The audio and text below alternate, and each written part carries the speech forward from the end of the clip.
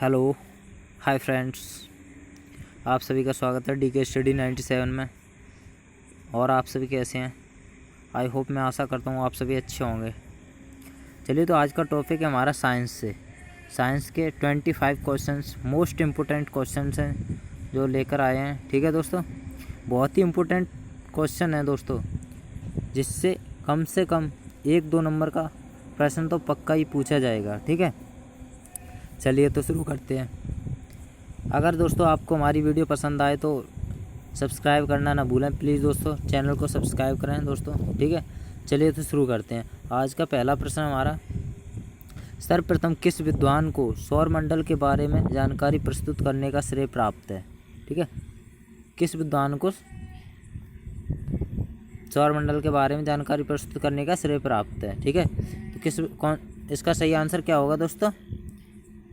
इसका सही आंसर होगा ऑप्शन नंबर डी।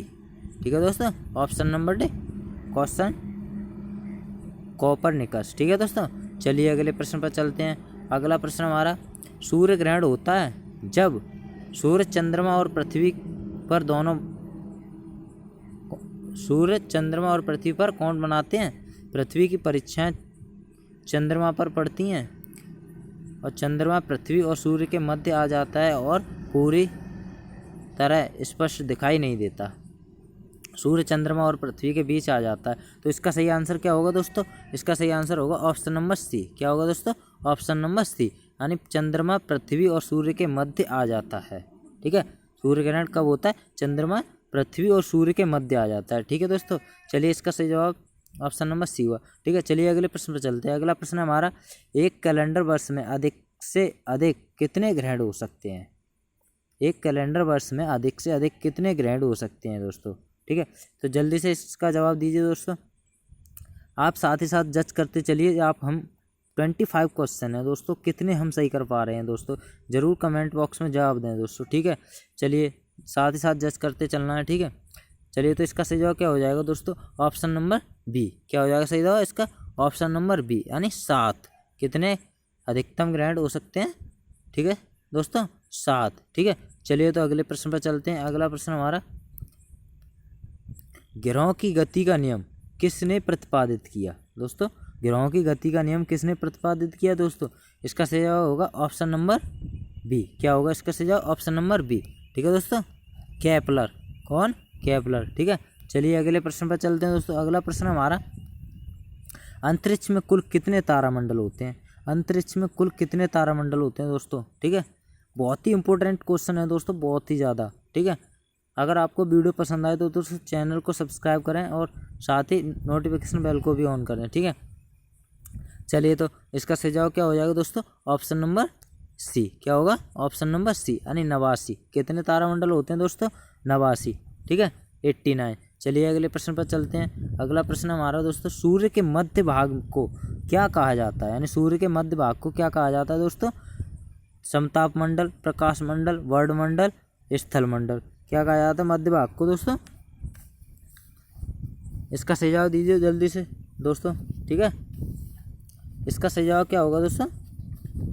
इसका सही जवाब होगा ऑप्शन नंबर बी। क्या होगा? ऑप्शन नंबर बी, प्रकाश मंडल, यानी सूर्य के मध्य भाग को क्या कहा जाता है? यानी प्रकाश मंडल। ठीक है, चलिए अगले प्रश्न पर चलते हैं दोस्तों। ठीक है, इसका अगला प्रश्न हमारा, सूर्य के ऊपरी भाग को क्या कहा जाता है? यानी सूर्य के ऊपरी भाग को क्या कहा जाता है? यानी अधोमंडल, प्रकाश मंडल, वर्णमंडल या समताप मंडल। यानी ऊपरी भाग को क्या कहा जाता है सूर्य के? यानी वर्णमंडल। क्या कहा जाता है? वर्णमंडल। इसका सही जवाब क्या हो जाएगा दोस्तों? Option number C. क्या होगा? Option number C. चलिए अगले प्रश्न पर चलते हैं दोस्तों। अगला प्रश्न है हमारा, सूर्य के धरातल का तापमान लगभग कितना होता है? बहुत ही इंपॉर्टेंट प्रश्न है दोस्तों, बहुत ही ज़्यादा। ठीक है, सूर्य के धरातल का तापमान लगभग कितना होता है? ठीक है, तो इसका सही जवाब हुआ दोस्तों ऑप्शन नंबर सी। क्या होगा इसका सही जवाब? ऑप्शन नंबर सी, यानी 6000 डिग्री सेल्सियस। कितना? 6000 डिग्री सेल्सियस दोस्तों। ठीक है, चलिए अगले प्रश्न पर चलते हैं दोस्तों। अगला प्रश्न हमारा, दो ग्रह जिनके उपग्रह नहीं है वे हैं, यानी ऐसे कौन से 2 ग्रह हैं जिनके उपग्रह नहीं हैं? ठीक है, चलिए दोस्तों इसका सही जवाब दीजिए जल्दी से, साथ ही साथ जज करना है दोस्तों। कि हम 25 क्वेश्चन में से कितने सही कर पा रहे हैं। ठीक है, और कमेंट बॉक्स में लिखना है आपको। ठीक है, चलिए तो इसका सही जवाब होगा ऑप्शन नंबर, क्या होगा दोस्तों, ऑप्शन नंबर बी, यानी बुध और शुक्र। क्या होगा, बुध और शुक्र। ठीक है दोस्तों, यानी option number B, option number B. ठीक है दोस्तों, यानी बुध और शुक्र। चलिए अगले प्रश्न पर चलते हैं दोस्तों। अगला प्रश्न क्या है हमारा, ऋतुएं में क्यों होती हैं, यानी ऋतुएं क्यों होती हैं, मैं नहीं है सॉरी, इसे कट कर देते हैं। ठीक है दोस्तों, यानी ऋतुएं क्यों होती हैं। ठीक है दोस्तों, पृथ्वी के अपने अक्ष पर घूर्णन के कारण, पृथ्वी के सूर्य के चारों ओर परिक्रमा करने के कारण, पृथ्वी के अक्ष का झुकाव के कारण, पृथ्वी की आकृति के कारण दोस्तों। तो इसका सही जवाब क्या होगा दोस्तों, इसका सही जवाब होगा ऑप्शन नंबर बी। क्या होगा, ऑप्शन नंबर बी, पृथ्वी के, ऑप्शन नंबर बी, यानी पृथ्वी के चारों ओर, पृथ्वी के सूर्य के चारों ओर परिक्रमा के कारण। ठीक है दोस्तों, इसका सही जवाब होगा ऑप्शन नंबर बी। ठीक है दोस्तों, चलिए अगले प्रश्न पर चलते हैं। अगला प्रश्न हमारा, यानी पृथ्वी अपने अक्ष पर घूमती है, यानी पृथ्वी अपने अक्ष पर घूमती है दोस्तों, पूर्व से पश्चिम और पश्चिम से पूर्व और दक्षिण से उत्तर या उत्तर से पश्चिम। ठीक है दोस्तों, तो इसका सही जवाब क्या होगा दोस्तों, ठीक है, इसका सही जवाब होगा ऑप्शन नंबर बी, यानी पश्चिम से पूर्व। क्या होगा, पश्चिम से पूर्व दोस्तों। ठीक है, चलिए दोस्तों अगले प्रश्न पर चलते हैं दोस्तों।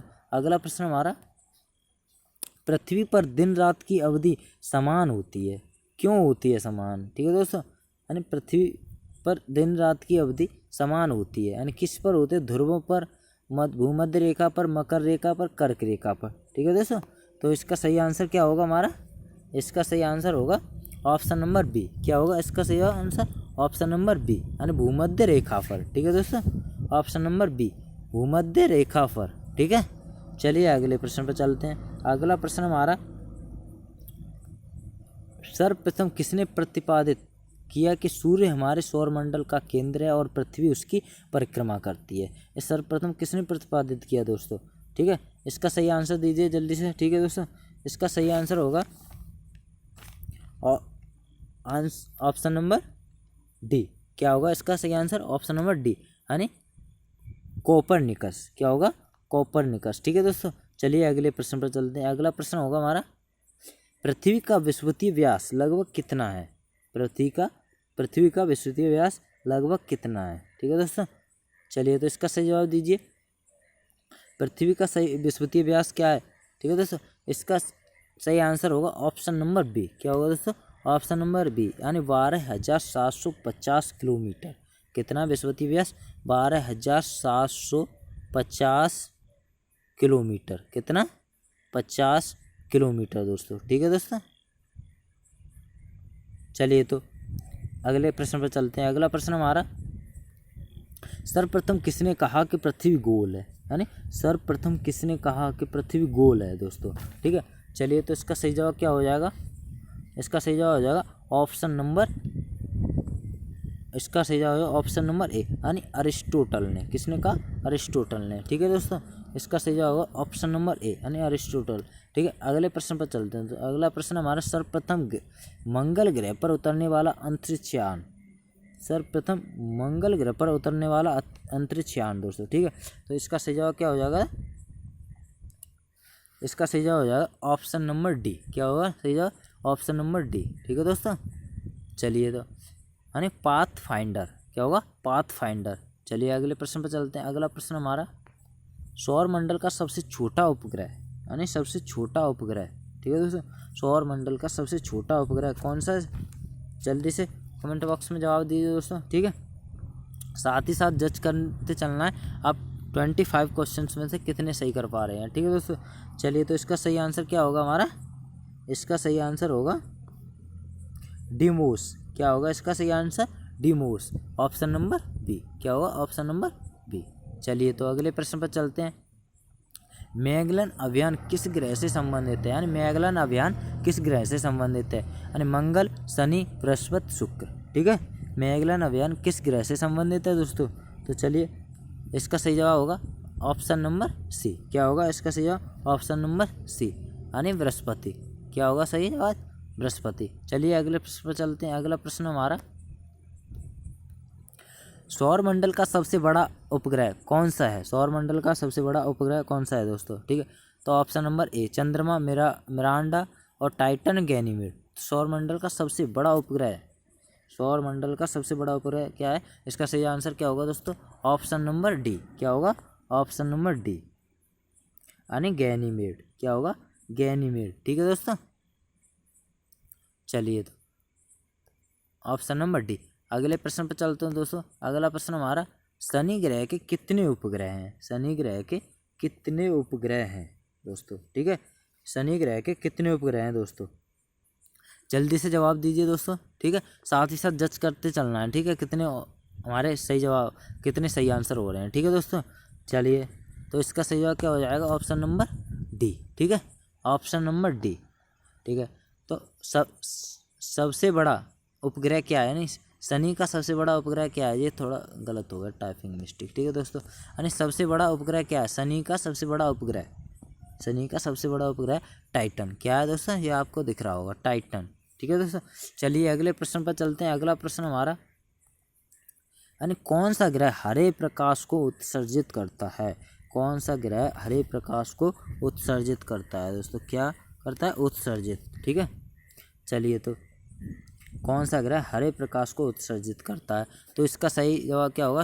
यानी शुक्र, यूरेनस, वरुण और बृहस्पति। ठीक है, तो इसका सही आंसर होगा दोस्तों, इसका सही आंसर होगा वरुण। ठीक है दोस्तों, इसका सही आंसर होगा वरुण। ठीक है, चलिए तो इसका ऑप्शन नंबर सी सही है। ठीक है, चलिए अगले प्रश्न पर चलते हैं। अगला प्रश्न हमारा, सौर परिवार का कौन सा ग्रह सबसे अधिक ठंडा है? यानी सौर मंडल का कौन सा ग्रह सबसे अधिक ठंडा है? ठीक है, चलिए तो इसका सही जवाब हो जाएगा दोस्तों option number A. Option number A Neptune. ठीक है दोस्तों, नेपच्यून जो सबसे ठंडा है। ठीक है, चलिए अगले प्रश्न पर चलते हैं। अगला प्रश्न हमारा, चंद्रमा से पृथ्वी तक प्रकाश पहुंचने में लगभग कितना समय लगता है? यानी चंद्रमा से पृथ्वी तक प्रकाश पहुंचने में कितना समय लगता है? यानी चंद्रमा से पृथ्वी तक प्रकाश पहुंचने में कितना समय लगता है दोस्तों? ठीक है, चंद्रमा से पृथ्वी तक प्रकाश पहुंचने में कितना समय लगता है दोस्तों? ठीक है, यानी इसका सही जवाब क्या होगा? Option number D. क्या होगा? ऑप्शन नंबर डी, लगभग 1.3 सेकेंड। कितना? 1.3 सेकेंड। ठीक है दोस्तों, 1.3 सेकेंड। ठीक है, चलिए अगले प्रश्न पर चलते हैं। अगला प्रश्न हमारा, सूर्य का प्रकाश पृथ्वी तक आने में कितना समय लेता है? यानी सूर्य का प्रकाश पृथ्वी तक आने में कितना समय लेता है दोस्तों? तो हमारा सही जवाब क्या हो जाएगा दोस्तों? सूर्य का प्रकाश पृथ्वी तक आने में कितना समय लेता है? इसका सही आंसर होगा ऑप्शन नंबर बी, यानी लगभग 500 सेकेंड। कितना समय लेता है? 500 सेकेंड। ठीक है, 8 मिनट 20 सेकेंड के समथम। ठीक है, ठीक है, चलिए अगले प्रश्न पर चलते हैं। अगला प्रश्न हमारा, यानी हेली धूमकेतु, हेली धूमकेतु का आवर्तकाल होता है? बोले हेली धूमकेतु का आवर्तकाल क्या है दोस्तों? ठीक है, चलिए तो इसका सही आंसर क्या होगा दोस्तों? इसका सही आंसर होगा ऑप्शन नंबर बी। क्या होगा? Option number B. क्या होगा? ऑप्शन नंबर बी, 76 वर्षों बाद। ठीक है, 76 वर्षों का उसका आवर्तकाल होता है दोस्तों। ठीक है, चलिए